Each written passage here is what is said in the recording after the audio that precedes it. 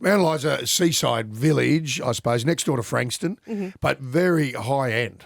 Couple of very flash private schools there on the mountain. It's not really a mountain, but it's up high and it looks down over the bay. And our houses have got water views for the first time, and not only water views, but city views about 40 k's away. Yeah. On the other side of the bay is this silhouette of the city. How good would that look at night? It does. It looks like. Do you know what? I think it's too far to see the lights, but you see the silhouette in the afternoons with the sun hitting it. It's a really unusual view. It's fantastic. It's a bit out of town, but it's completely doable as a commute. Yeah, well, it's about, traffic-wise, it's an hour and a bit. But if you left outside of traffic, if you left really early in the morning and got home early, you'd be 50 minutes.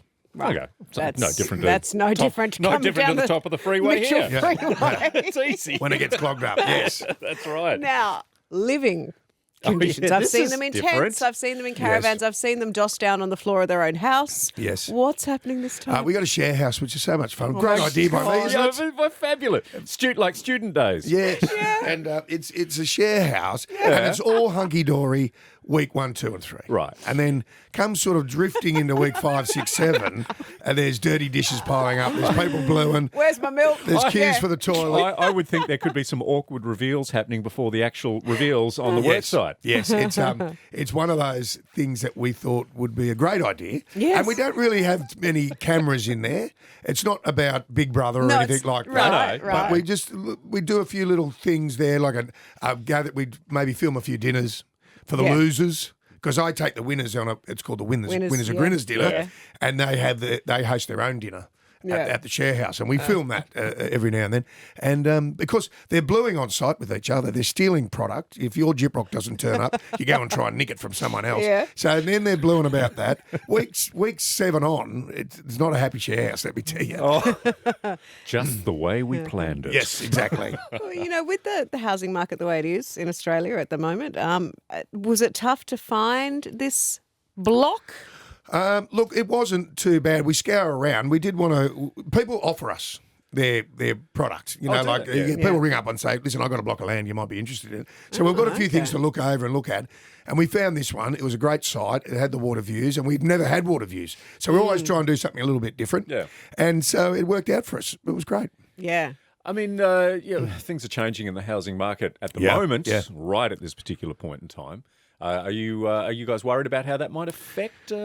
Look, come auction day. Yes. I suppose we are always worried about auction day, and I think that it's what mums and dads are going through. Our show is real, and mums and dads are going through that every weekend when they're putting their house on the market. Yeah. We were in a bit of a bubble with Adrian Patelli for a couple of years, but we sort of realised, we realised that we needed to sort of move away from him, otherwise he'd kill the show. Yeah. So we did that, and it hit reality last year with 2 houses not selling. Yeah. But that happens all the time, and especially in Dalesford, where you've got 5 houses in a row in a small country town. Yeah. that happens. And that's a holiday. But that's good.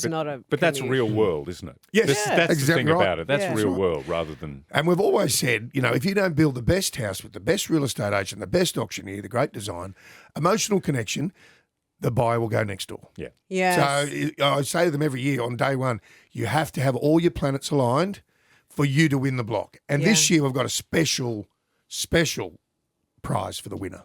Oh. And it's big. It shall be revealed, I'm sure, when the time is right. Now, last year, Britt and Taz from WA won the block. Yeah. Yes. How are we going to go this year? Who's representing Who WA are our this year? WA blockheads? Well, you've got some rippers. Lisa and Roscoe. Paramedic, Lisa.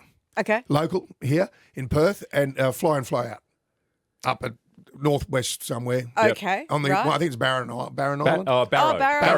Yeah. Right. Yes. Okay. And he flies in, flies out. And they're terrific. They're hard workers. They're emotional at times. They bring up a surprise in the middle of the series, which is terrific, and that WA will love. Right. And they've got a little baby, Lando, and he comes and visits as well. Lando, I love that. Yeah. Speaking of babies, have you got a little baby hard hat for Eliza? Oh, yes. Yes. Eliza and Liberty, of course, the sisters, a couple of years ago. We loved watching them. And have co-parenting with Clint Stanaway. I know. Great mate of mine. Yeah. And it's going to be, I love what Clint said. You know, it's an unusual way to do it, but there's not going to be any shortage of love. Absolutely which not. is brilliant. No. Well, that's me locked in for the next 3 months. Great. Thank you, Scott. My work here is done. Get your hard hats ready. See ya.